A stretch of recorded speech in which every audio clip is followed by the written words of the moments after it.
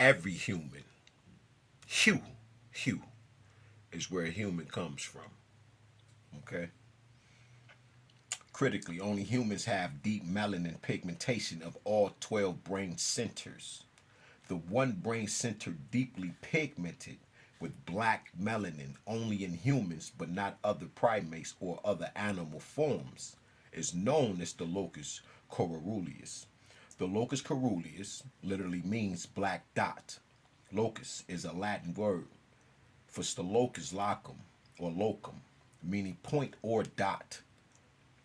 Coeruleus is Sanskrit word caruleus, yamas, meaning black. The philosophical concept of the black dot is a key concept found at the core of ancient African systems of knowledge, such as the ancient Anu hieroglyphic name for Q-land, the Great Lakes site of the birthplace of humanity, and the Egyptian hieroglyphic name for sun god Ra.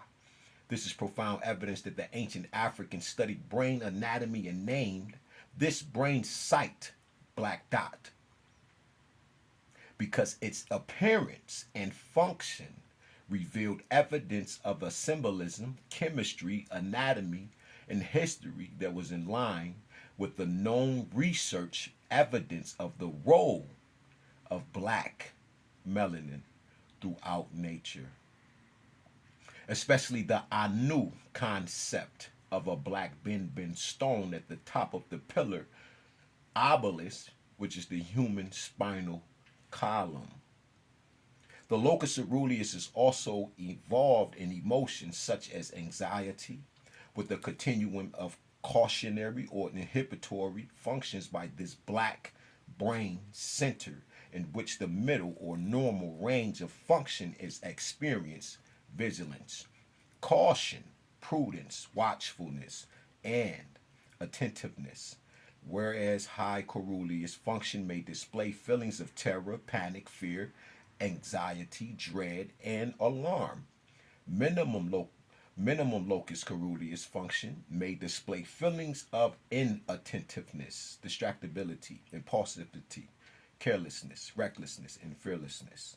This has major treatment implications for the illness states of mental slavery, racism, depression, anxiety, bipolar spectrum disorders, attention deficit disorders, and post traumatic stress syndrome. Last, the pineal gland releases a hormone, melatonin, during night that has a vast array of effects. One of the major effects is activation of the brain site area postrema. Now, real quick, this is the point. When you make these comments, you're arguing rhetoric that you have yet to really break apart. You have not went inside the physiology of the African, which you probably don't want. You probably want to argue geographical locations, these euphemisms, these misnomers, and these names and these titles when you miss the fucking message. Because we're black, which means we exist everywhere at once. And you found something to separate about, which is almost impossible to do. Because I am my brothers and my sisters' keeper. Now, black is what hold everything together. You know that shit.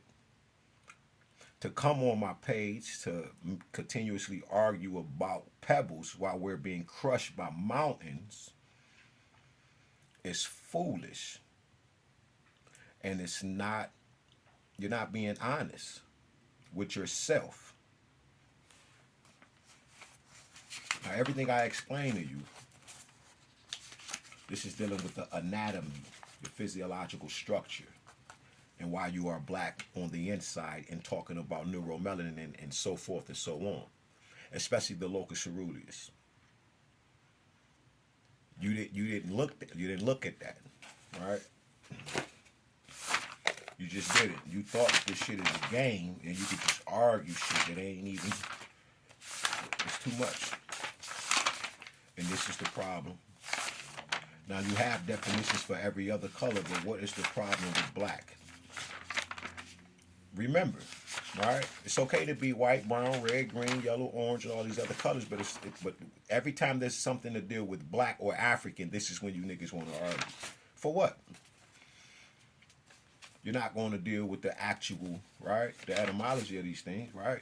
Just in case you are Indian, right? The black untouchables of India, huh? India's black are ignorant of their African roots, right?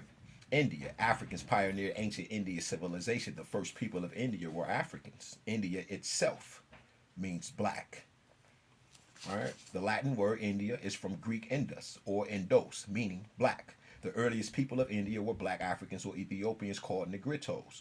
Later came blacks classified as Proto-Australoid, ancestors of the Australian Aborigines. Indian historian anthropologist B.V. Bhavin stated we have to begin with the Negroid or Negrito people of prehistoric India who were its first inhabitants. Okay? See that black there. All right, let's find another one. Africans pioneered ancient Asia civilizations. Blacks were first in Asia and pioneered Asia's early civilizations. The black role in Asia, as elsewhere in the world, has been submerged and distorted for centuries. Asia's African roots are well summarized in African Presence in Early Asia by Runoko Rashidi and Ivan van Sertima, and African Presence in Early China by James Brunson. The original Oriental people were black, and many of them still are black in southern China and Asia. So when you speak of Ori and the L's, that's black people. So when you go into the when you in the Grand Canyon, and you're thinking about, oh, this Buddha statue and this civilization that was here, those were African people. They predated the native indigenous people that were here. That's why when you watch the Y Files and he speaks about it, who you think he's talking about? There was nobody else. Ashe.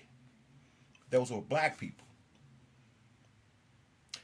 Remember, Western science tradition is to black out and whitewash, red wash, green wash, purple wash, blue wash, yellow wash, orange wash.